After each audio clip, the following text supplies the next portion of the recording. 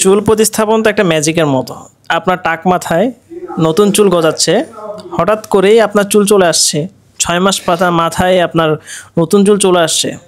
আসলে চুলটা কোথা থেকে আসছে আপনারা কি জানেন? এই চুলটা প্রতিস্থাপন কোথা থেকে করা হয়? আসুন এই ভিডিওতে আমরা হেয়ার ট্রান্সপ্লান্টের প্রসেস সম্পর্কে জেনে নিই এবং এটা কিভাবে করা হয় এবং কতদিন পরে রেজাল্ট আসে সেটার সম্পর্কে একটু বিস্তারিত আমরা জেনে নিই। তো প্রথমত আমরা হেয়ার ট্রান্সপ্লান্টটা কীভাবে করা হয় সেটা সম্পর্কে একটু তথ্য আপনাদেরকে দিয়ে রাখি। প্রথমত চুল প্রতিস্থাপনটা খুবই অ্যাস্থেটিক একটা সার্জারি। অ্যাস্থেটিক মানে বুঝতেই পারছেন যে এটা একটা সৌন্দর্যের সার্জারি, যেখানে আপনার সৌন্দর্য বৃদ্ধি করা হয়। টাক মাথা থাকলে আপনারা দেখতে পাচ্ছেন, টাক মাথা থাকলে কিন্তু তাদের সৌন্দর্য একরকম দেখায়। যেমন এই ভাইয়াটার দেখতে পাচ্ছেন যে ওনার মাথায় চুল না থাকার কারণে ওনার কিন্তু এজটা নর্মালের তুলনায় অনেক বেশি মনে হচ্ছে। যখন ওনার রেজাল্ট আসা শুরু করেছে এবং রেজাল্ট যখন এসেছে আপনারা দেখতে পাচ্ছেন খুব দুর্দান্ত রেজাল্ট আসার কারণে ওনার কিন্তু বয়সটা অনেকটাখানি কমে গিয়েছে।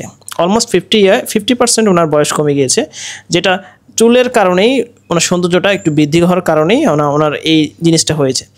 তো আমরা বলতেই পারি যে আসলে চুল মানুষের স্পেশালি ছেলেদের ক্ষেত্রে একটা হ্যান্ডসাম লুক আনার ক্ষেত্রে খুবই ভালো একটা এফেক্টিভলি কাজ করে থাকে। তো আসেন চুল প্রতিস্থাপনের আমরা প্রসেসগুলো সম্পর্কে জেনে নিই। চুল প্রতিস্থাপনের খুবই সিম্পল একটা প্রসেস রয়েছে, যার ভিতর আমরা 3টা প্রসেস যদি ভাগ করে থাকি।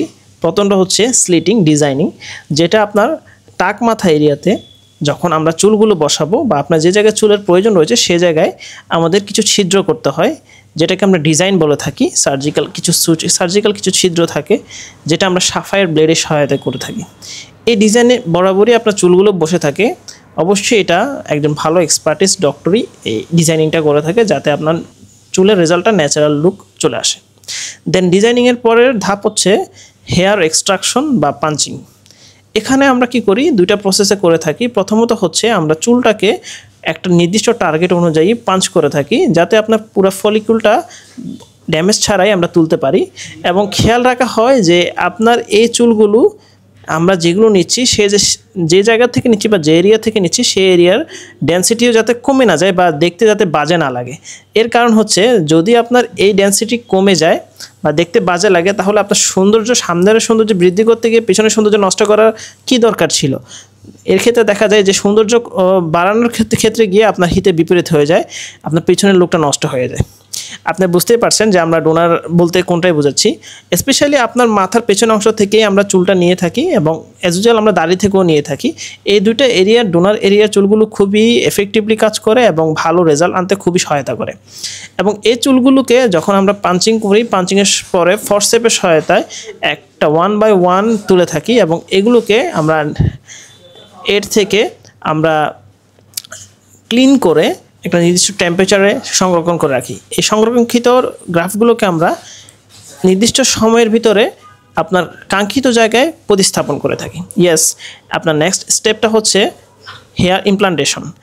চুল প্রতিস্থাপনের শেষ ধাপটা কিন্তু খুবই লং হয়ে থাকে, যেহেতু আমরা এই চুলগুলোকে একটা নির্দিষ্ট সময় পর্যন্ত তুলে রেখে দিই এবং এটা একটা করে আপনার নির্দিষ্ট ডিজাইনকৃত এরিয়াতে প্রতিস্থাপন করতে হয়, যেটা অনেক সময় সাপেক্ষ এবং এক্সপার্টিস হাতে না করলে এটা আপনার এই চুলগুলো ড্যামেজ হওয়ার খুব সম্ভাবনা থাকে। এবং এই চুলগুলোকে প্রতিস্থাপনের জন্য আমরা কিপ ইমপ্লান্টার নামে একটা টুল ইউজ করে থাকি। অনেকে ফরসেপ টেকনিক ইউজ করে, একজন একটা টেকনিক ইউজ করে, যেটাতে এক্সপার্ট হয়ে থাকে সে টেকনিক ইউজ করে থাকে এবং উইথাউট ড্যামেজে আপনার চুলগুলো প্রতিস্থাপন করা হয়। এবং চুল প্রতিস্থাপনের পরবর্তীতে 6 থেকে 9 মাসের মাথায় গিয়ে আপনি রেজাল্টটা পান। এর ভিতরে কিছু গাইডলাইনের প্রয়োজন হয়ে থাকে। তো এটা হচ্ছে আপনার চুল প্রতিস্থাপনের সম্পূর্ণ প্রসেস। এবং চুল প্রতিস্থাপন করার পরবর্তীতে আপনাকে নির্দিষ্ট একটা গাইডলাইন ডক্টরের আন্ডারে মেনটেন করে চলতে হবে। বিকজ অফ আপনার যদি ভালো রেজাল্ট দরকার হয়, চুল প্রতিস্থাপন সার্জারির পরে আপনার সমস্ত দায়িত্ব শেষ হয়ে যায় না। আপনি যদি সঠিক প্রোটোকল মেনটেন করেন সার্জারির পরবর্তীতে, তাহলে ভালো রেজাল্ট আসবে, আপনার এটা ধরে রাখতে পারেন। যদি আপনি সার্জারি করে ফেলার পরে খামখেয়ালিপনা থাকে, আপনি মনে করে ফেলেন যে রেজাল্ট তো চলেই আসবে আর কিছু মেনটেন করার দরকার নাই, তাহলে কিন্তু দেখা যাবে এটা হিতে বিপরীত হতে পারে। তো খেয়াল রাখবেন সার্জারি পরবর্তীতে আপনার সমস্ত গাইডলাইন ডক্টরের আন্ডারে এবং ডক্টর যা বলে তা মেনটেন করা খুবই গুরুত্বপূর্ণ। এবং এগুলো যদি আপনি মেনটেন করতে পারেন, আপনার চুলের রেজাল্টটা ভালো আসবেই। এর পাশাপাশি আপনি চুলগুলোকে 10 থেকে 15 বছর ইজিলি ধরে রাখতে পারবেন। ধন্যবাদ। আজকের জন্য ভিডিওটা এতটুকুই এবং পরবর্তীতে আপনারা কী নিয়ে ভিডিও চাচ্ছেন এবং কী নিয়ে আপনারা ইন্টারেস্ট দেখাচ্ছেন, আপনার হেয়ার ট্রান্সপ্লান্টের বিষয়ে বা আদার চুলের প্রবলেম নিয়ে কোন ভিডিও নিয়ে আপনার ইন্টারেস্ট বা কী নিয়ে জানতে চাচ্ছেন সেটার সম্পর্কে আপনার কমেন্ট সেকশনে জানালে আমরা খুবই উপকৃত হব। আর আপনারা যদি হাতে সময় থাকে এক সেকেন্ডে আমাদের সাবস্ক্রাইব বাটনে সাবস্ক্রাইব করে আমার পাশে থাকবেন, যাতে পরবর্তীতে আপনার ভিডিও দিতে আমার আগ্রহ আরও বাড়ে। ধন্যবাদ।